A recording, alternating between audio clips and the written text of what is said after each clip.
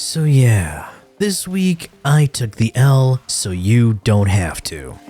I know that I can't go on without you. It's hard 'cause it took.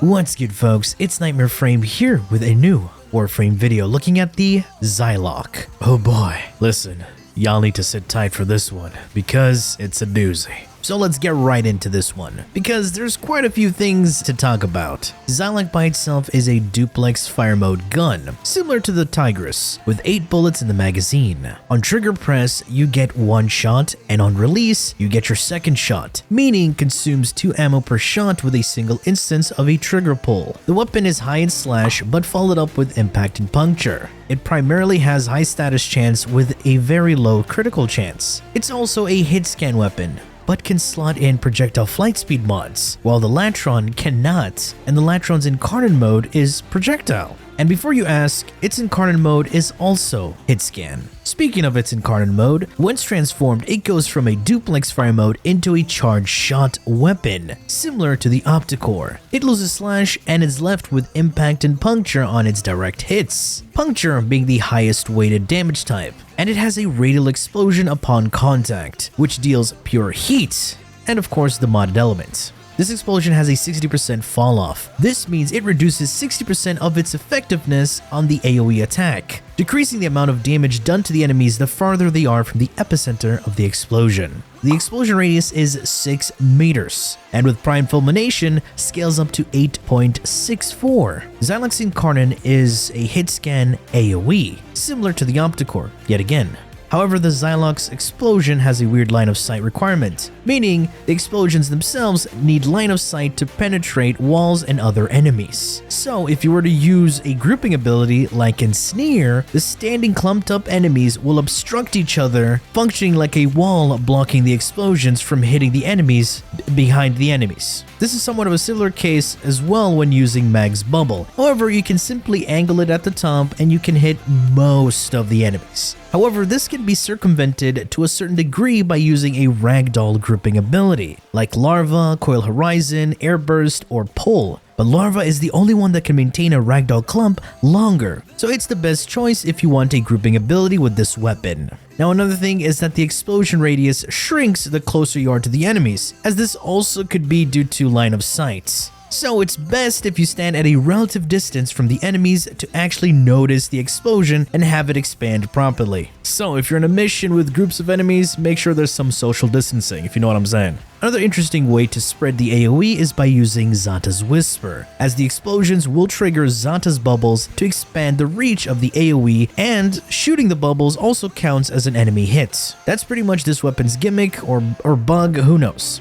Now, let's take a look at the evolutions. Evolution 2 has both perks give you 76 bonus base damage, while the first one gives you 2 times additional critical damage after reloading the weapon from empty. And yes, this crit damage does carry over to your Incarnon, while the other one gives you bonus base damage that stacks up after performing headshots on its off-Carnon mode. However, this buff does disappear after reloading, and you also lose it going into Incarnon mode. What I'm saying is, it's a useless perk. And Evo 3, as usual, are utility perks. The first one from the right gives you recoil reduction. This isn't useful as X-less mods exist, and base damage multipliers like secondary deadhead.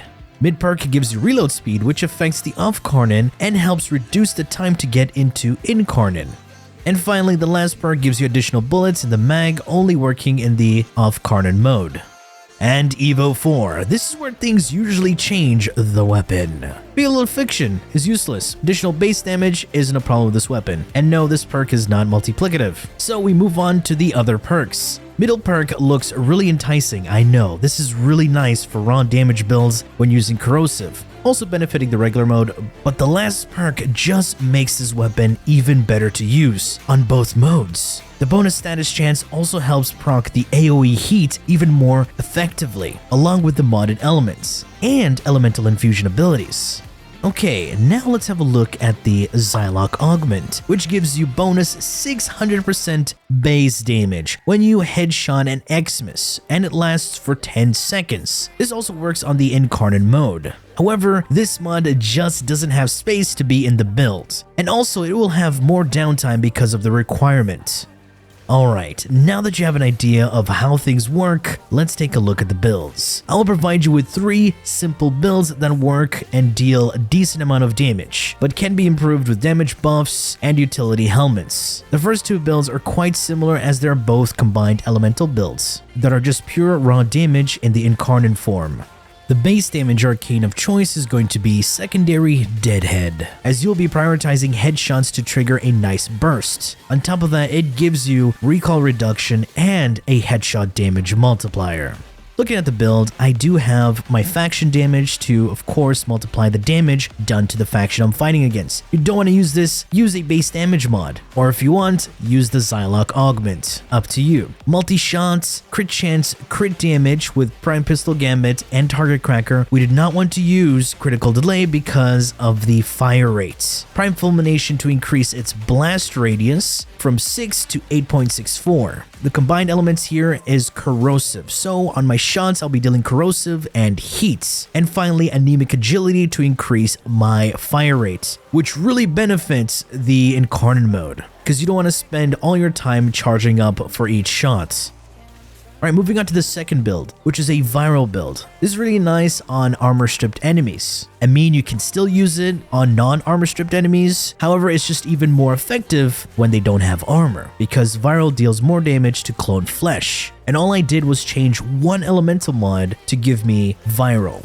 Alright, moving to the final simple build. This third build is more towards doing disruption. So the base damage of choice is primary dexterity. This gives you base damage when you get melee kills. However, if you want to run this build in normal missions, I suggest you shouldn't. You can use primary merciless. This is the non-Incarnon mode, and as you may notice, I don't have anemic agility, and I don't need prime firestorm. I switched my crit chance mod to creeping bullseye instead of prime pistol gambit, because we have more than enough fire rate on the off-Carnon mode. This doesn't scale off the bonus damage on perk 2, however it's still very useful to boost my status chance over 100%, so I can multi-proc those slash, because slash is the main damage type in the off-Carnon mode. Carnage Stinger will give me bonus slash and status chance. Finally, hydraulic crosshairs. This gives me 135% crit chance when aiming down sights and hitting headshots. With this mod, I go over 100% crit chance. This basically allows my Zylok to have 100% crit chance in the off-Carnon mode. And yes, since the Incarnon mode is heat, you can do a heat inherit disruption build. If you want to know more about that setup, just go check out my recent Burstin vs level 9k, which uses the heat inherit mechanic.